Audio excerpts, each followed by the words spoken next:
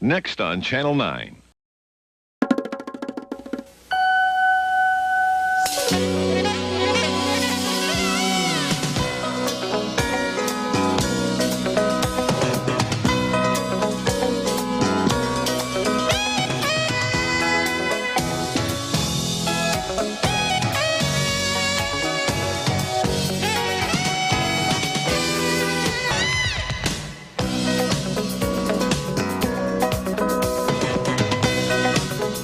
And is it fair to say she's, a little on the controlling side? I don't think she's controlling, but she's definitely overprotective. I don't understand. You can lie and lie. The prosecutor lies. Wendi can't help herself. She shows up at the crime scene. Couldn't help herself. I'm so sorry. I'm not going to say anything. I'm not going to say anything. It is what it is. They didn't give you a chance. They had their minds made up. You don't walk out 3 hours. No, trust me, it is. Look, it is what it is. Have you spoken to Dan since he left? No. Yeah, there's something that he told us. You need to talk to him. No. I'm going to talk to him, but I'm getting upset. Not going to change anything. So I'm going to get you sick. All right, call Dan. Ask him to tell you what he told us, okay? Listen, I'm fine. Just take something to relax, okay? I didn't say anything that made me arrogant or that I was untouchable. Those were other adjectives that people like to throw around that, like, once they describe you, who you are.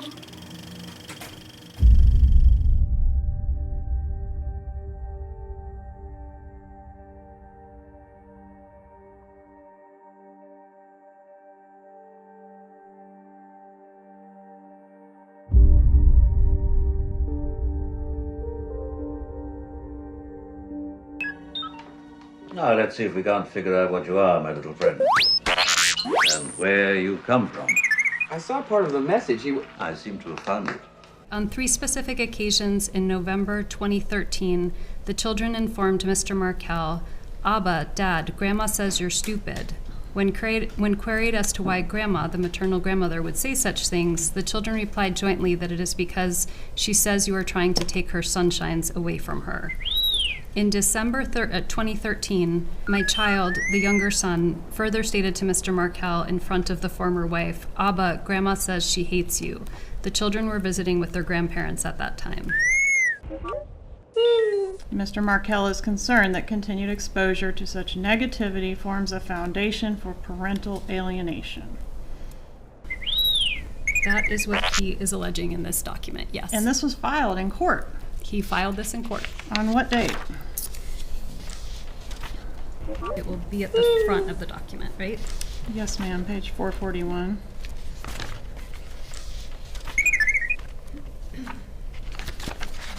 This was filed on March 26th, 2014. And this was the filing that never got ruled on, right? I don't believe there was any ruling on this. And that's because Dan Markel was killed before the hearing, right?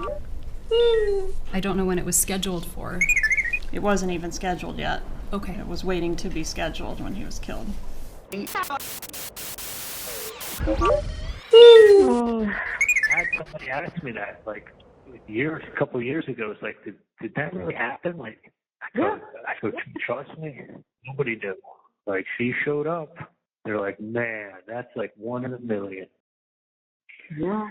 And I go, yep. So you mean to tell me 1 in a million you're innocent? Even if you say it's 1 in 10,000. Now you're starting off the debate saying, listen, 1 in 10,000 times I'm right. All right, you want to bet I'm right on this one? Dear Diary. Everything. How many times do we have plans that I really can't and have to cancel? Wendi needs us for this. Wendi needs us to babysit. So we've been really good nannies. Our job is up.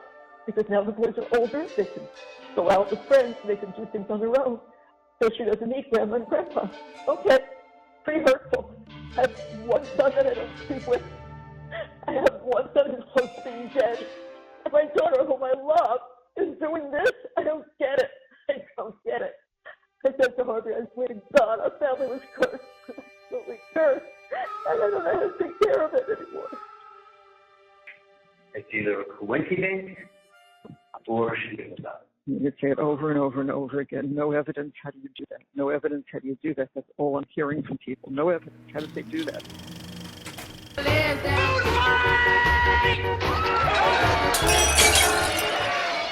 Where did you go after the TV repair man left? I had two friends that I would often meet on Fridays, just kind of last minute, and so we made plans to go have lunch. All right, so what time did you leave the house to go have lunch? I really didn't remember offhand, but I refreshed my memory and saw it was sometime around 12:45. Okay, so it makes sense that you might have left your residence at about 12:30? Sure. Okay. Honestly, I think the case got dumbed down to she's showing up at the scene of the crime. Over and over, it's just, I don't know what didn't penetrate. I don't know.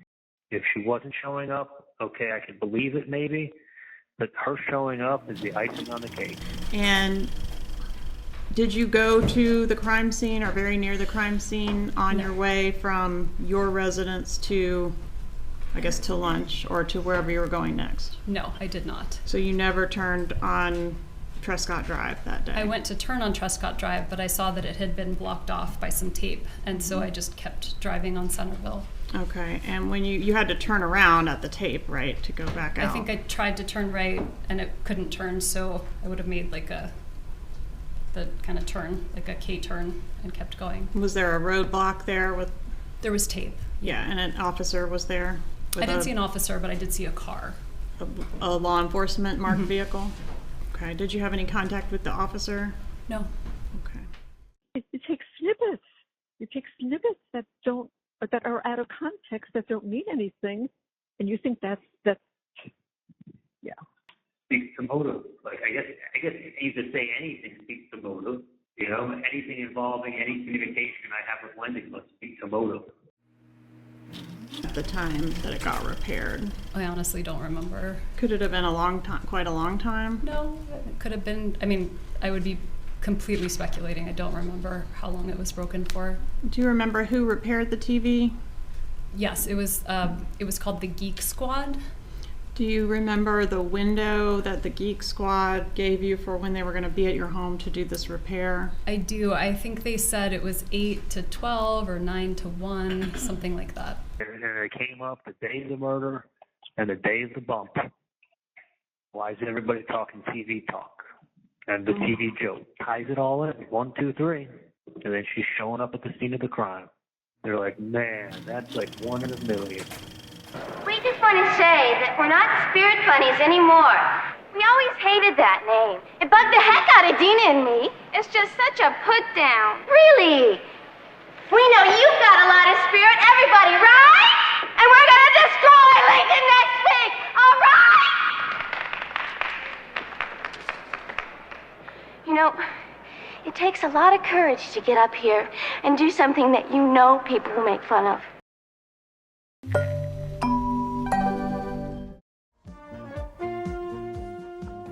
This girl with long curly hair, and she's like okay looking. And then I'm looking at her, and there's this girl sitting next to her who's like smiling at me. She's wearing this blue dress. She's kind of like Jennifer Aniston.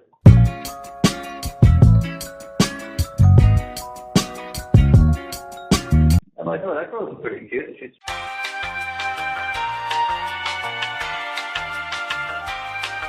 smiling at me, and I'm thinking, it's probably like some law school students from the school or local. Maybe. Like I've heard sometimes with people get high profile cases, they get people that like get attracted to them and they become like groupies or something like that. So they're giving me like a really warm smile, and like little blonde like waving hi to me. So I'm looking at them and smiling at them back, and I nod my head. And then Dan comes over to me. He says, "You stop looking at your sister because there's a lot of people here. You know, you shouldn't be like saying hi." I go, Dan, I didn't see my sister. Is my sister here, or where is she?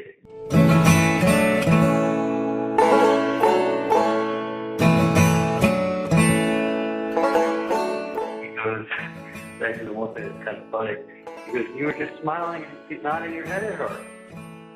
I go, oh shit, Dan. He goes, that's her friend Toba. That's your sister. It was Morgan. She was sitting right in front of the Markel. She was sitting to Wendy's left. Yeah. Or whoever it was. Yeah, I Morgan. because Charlie, the girl must lose your sister. I go, oh shit, I had no idea. I thought she was like attracted to me, smiling and like acknowledging me, and I was smiling back. I'd never seen Wendy's hair like that. I guess it's been so long since I've seen her, I didn't realize that was her.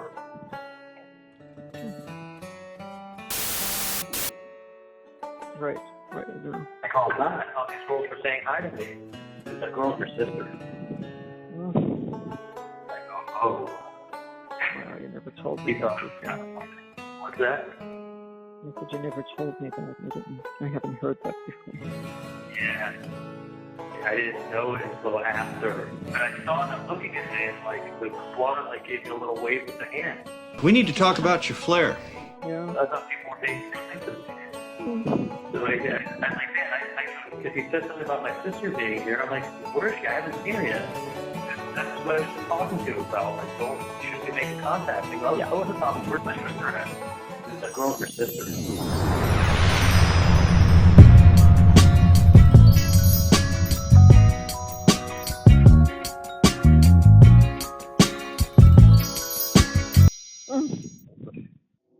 Whoever it was. Yeah, I think because Charlie, the girl must lose your sister. I had no idea. I thought she was like attracted to me, smiling and like acknowledging me, and I was smiling back. I'd never seen Wendy's hair like that. I guess it's been so long since I've seen her, I didn't realize that was her. That girl's her sister.